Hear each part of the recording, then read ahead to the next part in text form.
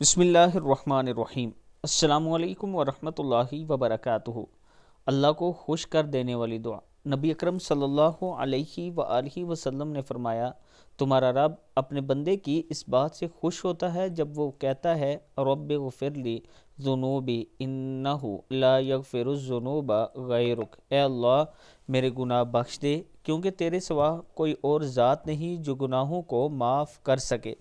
یعنی انسان جب اللہ کے حضور توبہ استغفار کرتا ہے، انسان جب اللہ کے سامنے روتا گڑ گڑاتا ہے اپنی غلطیوں پر، اپنی نادانیوں پر، تو اللہ تعالیٰ خوش ہوتا ہے اور اس بندے کو معاف کر دیتا ہے۔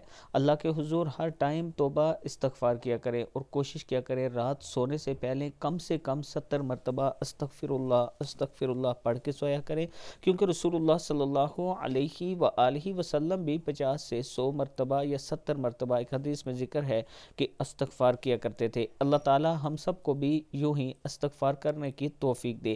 ویڈیو کو آپ دوستوں نے آگے ضرور شیئر کرنا ہے، اور اس کے ساتھ میں اپنے دوستوں کے ساتھ شیئر کرنا چاہتا ہوں کہ اگر آپ اسلام آباد میں 5 مرلہ پلاٹ لینا چاہتے ہیں تو یہ آپ کے لیے بہترین آپشن ہے۔ صرف 1.5 لاکھ کے ساتھ آپ اپنا پلاٹ بک کروا سکتے ہیں اور 4 سال کی قسطوں میں اسے اپنا بنا سکتے ہیں۔ یہ میرا واٹس اپ نمبر ہے، اس پر آپ مجھ سے ضرور رابطہ کریں۔